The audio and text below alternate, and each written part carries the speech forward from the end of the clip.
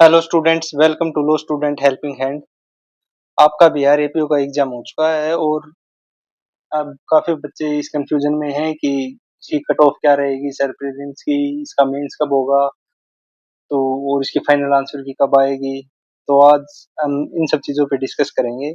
सबसे पहले मैं आपको जो पिछला बिहार एपीओ का एग्जाम हुआ था उसके बारे में हम डिस्कस करते हैं। उसके बाद जो आपका आपका बिहार एपीओ एग्जाम हुआ है उसके बारे में डिस्कस करेंगे। तो पिछली बार जो आपका बिहार एपीओ का एग्जाम हुआ था वो 2020 का एडवर्टाइजमेंट था और 2022 में उसका आपका रिजल्ट आया था और 21 में आपका एग्जाम हुआ था।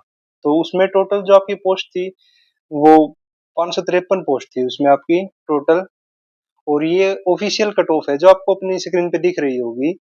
तो मैं आपको ऑफिशियल कट ऑफ बता देता हूँ। जो जनरल की कट ऑफ है अनरिजर्व की, उसकी आपको दिख रही होगी 138 है और जो फीमेल है उनकी है 125। अनरिजर्व की जो फीमेल कैंडिडेट उनकी 125, ईडब्ल्यूएस की 83 और आपकी ईडब्ल्यूएस फीमेल की 35 और एससी की आपकी 48 और एससी की जो फीमेल है उसकी माइनस में है यहाँ पे और एसटी की 88, ईबीसी की 74, ईबीसी फीमेल ये माइनस में, बीसी 88.375, बीसी की फीमेल 65, बीसीएल की 21.875 और आपकी जो डिसेबल्ड है उनकी 37।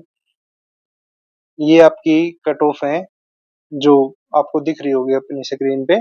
ये 2022 का आपका एडवर्टाइजमेंट था बिहार एपीओ का उसकी।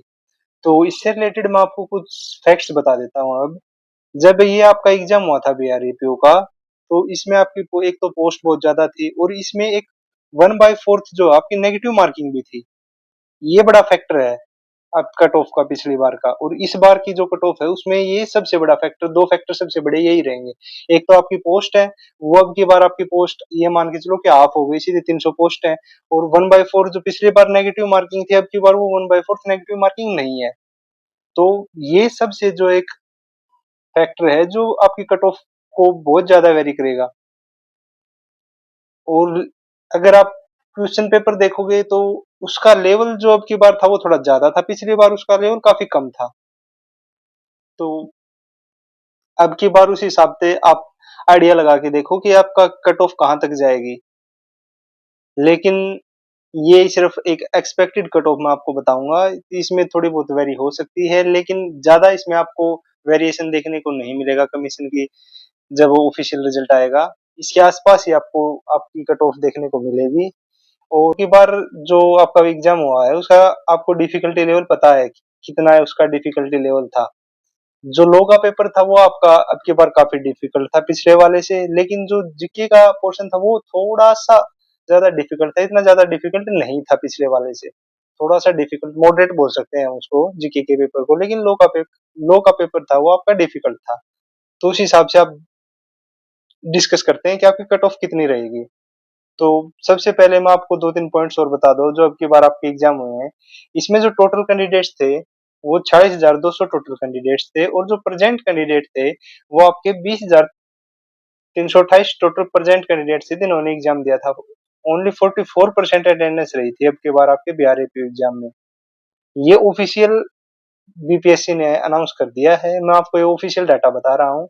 तो इस हिसाब से मैं अब आपको कट ऑफ बताता हूँ। अगर आप इस कट ऑफ के आसपास हैं तो अपने मेंस की तैयारी स्टार्ट कर दें। तो मैं आपको बता रही थी इसमें काफी क्वेश्चन गलत लग रहे हैं। तो बाकी जब आपकी आंसर की आएगी तब पता चलेगा कि इसमें कितने क्वेश्चन गलत है। लेकिन काफी क्वेश्चन गलत बता रहे हैं बच्चे। और अब इस बात का तो क्लियरिटी जब आंसर की आएगी आपकी ऑफिशियल तभी पता चलेगा। लेकिन हम आपकी एक्सपेक्टेड कट ऑफ बताते हैं। जो आपकी जनरल की एक्सपेक्टेड कट ऑफ है वो आपकी 150 प्लस माइनस 2 हो सकती है।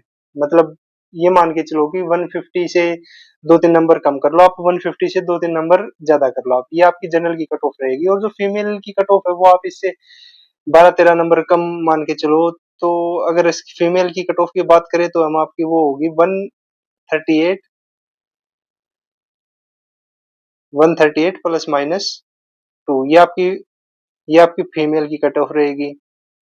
और बाकी जो आपकी कैटेगरीज हैं उसमें आप ये मान के चलो कि आपका जो मिनिमम क्राइटेरिया है उसी के आसपास आपकी कट ऑफ रहेगी। तो अगर मिनिमम क्राइटेरिया की बात करें तो हम आपकी जो एससी कैटेगरी है, एससी कैटेगरी में आपकी मिनिमम जो क्वालिफाइंग मार्क्स हैं वो आपके होने चाहिए 80 और एसटी, और जो फीमेल और जो डिसेबल्ड कैंडिडेट है उनका 32% आपका मिनिमम होने चाहिए आपके। तो इसके मिनिमम 32%, अगर आप 250 के मिनिमम 32% निकालोगे तो वो आपके 80%, 80 नंबर बनेंगे। तो 80% से ऊपर जिनके हैं उनके चांसेस हैं, मतलब आप 90 मान के चलो कि जो 90 के आसपास जिनके नंबर हैं कैटेगरी में, एससी एसटी और डिसेबल्ड में, उनका आपका सिलेक्शन हो जाएगा, श्योरली हो जाएगा उनका। और जो आपका बीसी की कट ऑफ है, बीसी की कट ऑफ आपकी जो मिनिमम क्वालिफाइंग मार्क्स है बीसी का वो 36.5% है। तो 36.5% के हिसाब से आपके नंबर बनेंगे 92 के अप्रोक्स। तो जिसमें इसमें आपके 92 से ऊपर जिनके नंबर बन रहे हैं उनके भी चांसेस हैं। तो ये आपकी कट ऑफ थी। और अगर इससे अलावा जो बच गई, जैसे ईबीसी है, ईबीसी के कैंडिडेट्स के लिए 34% मिनिमम क्राइटेरिया है, और इसमें आपके 85 नंबर जिनके हैं उनका सिलेक्शन हो जाएगा, चांसेस हैं आपके ईबीसी में। ईबीसी में आपके 85 जिनके हैं उनके चांसेस हैं। तो आप इसके हिसाब से अपनी देख ले कि आप कहाँ फॉल कर रहे हो। लेकिन जो मेन है वो जनरल की है कट ऑफ, क्योंकि उससे बाकी जो कैटेगरीज हैं, जो मिनिमम क्राइटेरिया, आप जो मिनिमम क्वालिफिकेशन मार्क्स है वो आपके अगर आ रहे हैं तो कैटेगरी में आप सिलेक्ट हो जाओगे मेंस के लिए, क्योंकि इसमें मेंस के आपके 10 टाइम स्टूडेंट्स बुलाए जाएंगे। तो चांसेस है कि आपके जो कैटेगरी में बच्चे हैं उनके जो मिनिमम क्वालिफाइंग मार्क्स हैं उसके ऊपर ही आपकी प्रीलिम्स की कट ऑफ लगेगी।